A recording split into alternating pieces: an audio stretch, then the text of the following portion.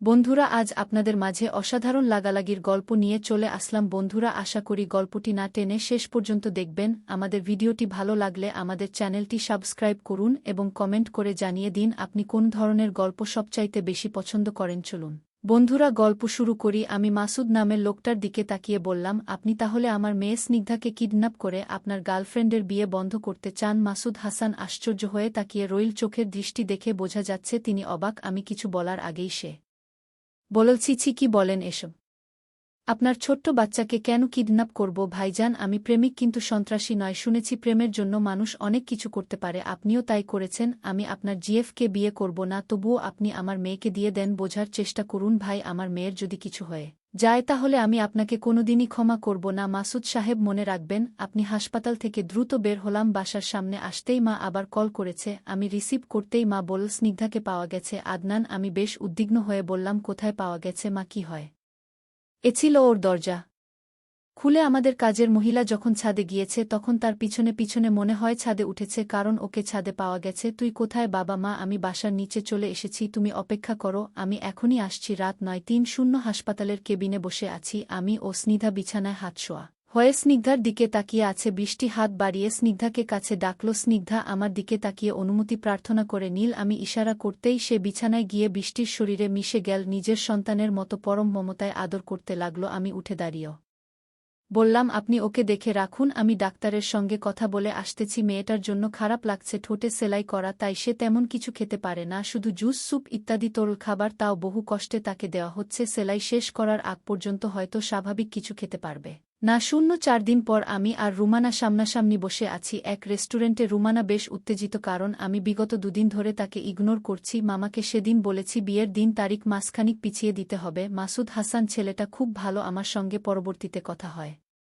এছে, তখন বুঝতে পেরেছি তাদের দুজনের মিলিত হওয়া দরকার। আমি এক বিপত্নিক পুরুষ, যার জীবনে রুমানা ব্যতীত অন্য মেয়ে বিয়ে করলেও সমস্যা নেই। রুমানা বলল, আপনি কিন্তু কাজটা ঠিক করছেন না আদনান সাহেব। আমার পরিবার বেশ আশা নিয়ে বিয়ের সবকিছু সামনের দিকে এগিয়ে গেছে, আর আপনি কিনা দেখুন। আপনি বোঝার চেষ্টা করুন, রাগ করে হাসানের মতো ছেলের সঙ্গে কেন এমন অবিচার করবেন? কিসের অবিচার? আর বিচার অবিচারের প্রশ্ন কেন আসবে? এখানে আপনার এক্স স্ত্রী ছিল আর আমারও এক্স বয়ফ্রেন্ড ছিল। এখন যেহেতু দুজনের পারিবারিকভাবে বিয়ের ব্যবস্থা হচ্ছে, সেখানে কেন তাদের কষ্ট দিবেন?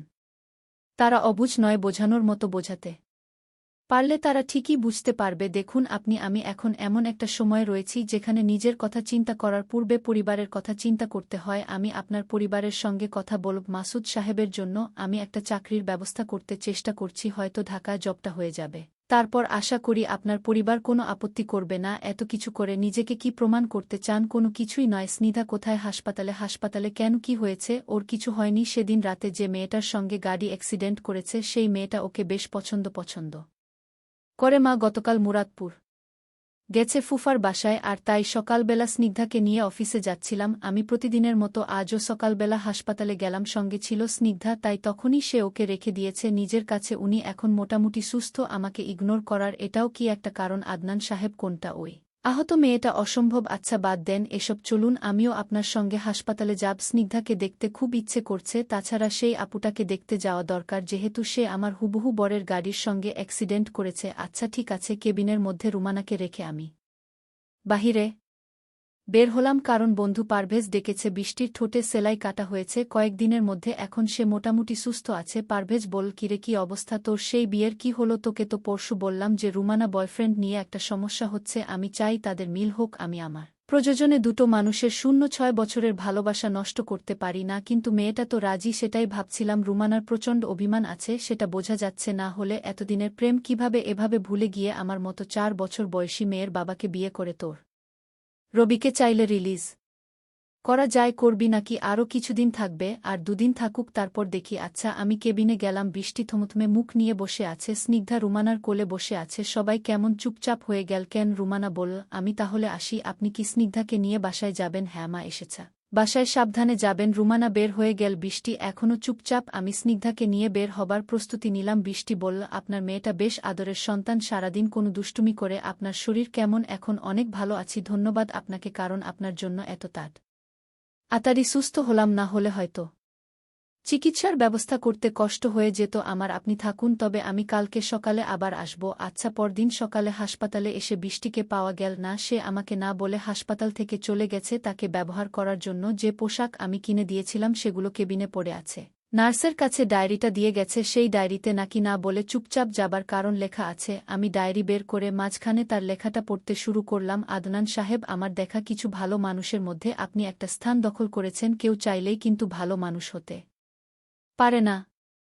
প্রকৃতি তাকে ভালো মানুষের গুণাবলী দিতে হয় না বলে চুপচাপ পালিয়ে গেলাম, কারণ আমি চাই না আমার জন্য আপনার ভবিষ্যৎ জীবনে কোনো বাধা আসুক। স্নিধাকে আমার এতটা ভালো লেগেছে যে তার একটা নতুন মা আসুক, সেটা মনে প্রাণে চায়। কিন্তু আপনি আমার জন্য নাকি বিয়ের মতামত পরিবর্তন করেছেন, সেটা রুমানা আপুর মুখে শুনে নিজেকে পৃথিবীর অনেক বড় অপরাধী মনে হচ্ছে। আপনার কাছে আমার আকুল আবেদন রইল, আপনি অতি দ্রুত রুমানা আপুকে বিয়ে করে।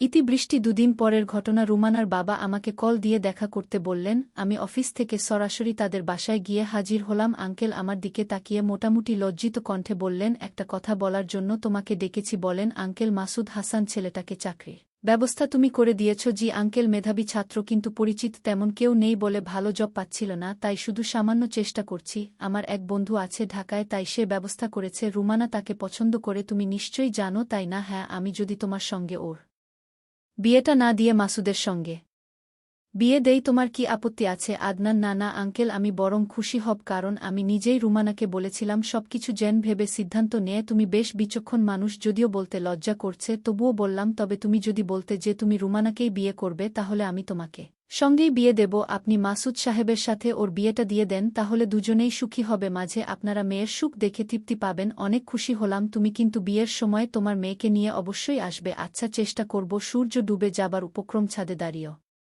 স্নিধাকে নিয়ে আকাশে তাকিয়ে আছি। হালকা মৃদু বাতাস বইছে, পরিবেশ এখন বেশ ভালো লাগছে। স্নিধা বল, ঠোঁটে ব্যথা পাওয়া সেই আন্টি কেমন আছে? বাবা আমাকে তার সঙ্গে কথা বলতে দেবে না। বাবা, সে তো চলে গেছে। আম্মু কোথায় চলে গেছে? বাবা তার নিজের বাড়িতে চলে গেছে, কিন্তু আমাকে তো বলেছে আমাকে রেখে সে কখনো যাবে না। আমার তো আম্মু নেই, তাই সে আমার আম্মু হতে চায়। কে বলেছে তোমাকে? আন্টি বলেছে। জানো বাবা, তুমি যখন ছিলে না তখন আমি তাকে অনেকবার আম্মু ডেকেছি। তোমাকে সে ডাকতে বলেছে? হ্যাঁ। আর বল যে তাকে আম্মু ডাকছি শেখা তোমাকে যেন না বলি তাই? হ্যাঁ। সে যদি তোমার আম্মু হয় তাহলে কি তাকে সবসময় আম্মু ডাকবে না? কেন আমাকে সবাই ফেলে চলে যায়? আমার আম্মু চলে গেছে কতদিন আগে, আবার আন্টিকে আম্মু ডাকলাম, সেও চলে গেল। আমি কেমন? তুমি তো লক্ষ্মী আব্বু, তুমি সবসময় আমার সঙ্গে থাকবে। আব্বু এবার নিচে চলো, সন্ধ্যাবেলা ছাদে থাকতে হবে না। আম্মু চলো। বৃষ্টি মেয়েটা চলে গেছে 2-3 দিন হয়ে গেছে। আজ হঠাৎ অফিস থেকে ফেরার পথে তার কথা মনে পড়ে গেল। সে যখন হাসপাতালে ভর্তি ছিল তখন প্রতিদিন এই সময় হাসপাতালে দেখা করতাম। মেয়েটার মনে কত কষ্ট, কোনোদিন সন্তানের মা হতে পারবে না বলে নিজের হাতে গড়া সংসার থেকে বের হতে হয়েছে। বাসায় ফিরলাম মাগরিবের কিছুক্ষণ পর। কলিং বেল টিপ দিয়ে দাঁড়িয়ে আছি। একটু পরে দরজা খুলে গেল। ভিতরে প্রবেশ করতে গিয়ে সামনে তাকিয়ে স্নিগ্ধাকে কোলে নিয়ে বৃষ্টিকে দাঁড়িয়ে থাকতে দেখে চোখ কপালে আমার। বৃষ্টি এখানে কিভাবে? তার কোলে স্নিগ্ধা বসে আছে, যার চোখে আনন্দ ধরে না। আমি অবাক অবস্থায় ভিতরে প্রবেশ করে তার দিকে তাকিয়ে রইলাম। বৃষ্টি বল, কি দেখছেন? আপনি আমার বাসায় কেন আসতে পারি না? কিন্তু ভয়ের কিছু নেই সাহেব, আমি এখানে কারো বউ হতে আসিনি, আমি স্নিগ্ধার মা হতে এসেছি। বুঝতে পারছেন না? বুঝতে হবে না। রেশ হয়ে আসুন, তারপর নাস্তা করবেন। রুমের মধ্যে গিয়ে মোবাইল বের করলাম। স্ক্রিনে পারভেজের নাম্বার থেকে অনেকগুলো কল। জোহরের নামাজের সময় মোবাইল সাইলেন্ট করে আর কাটা হয় নাই। তাড়াতাড়ি কল ব্যাক করে রিসিভের অপেক্ষা করছি। পারভেজ বল, কিরে, সেই বিকাল থেকে কল দিচ্ছি আর তুই রিসিভ করিস না? মোবাইল সাইলেন্ট করা ছিল। আজকে বিশাল কাণ্ড হয়ে গেছে। কি তোর সেই রোগী এসেছিল বিকেলে, তারপর তোর নাম্বার আর ঠিকানা নিয়ে চলে গেল। আমি তখন তোকে অনেকবার কল দিলাম, কিন্তু তুই তো রিসিভ করিস নি। আচ্ছা, বুঝতে পারছি, তার মানে তোর কাছে ঠিকানা নিয়ে আমার বাসায় এসেছে।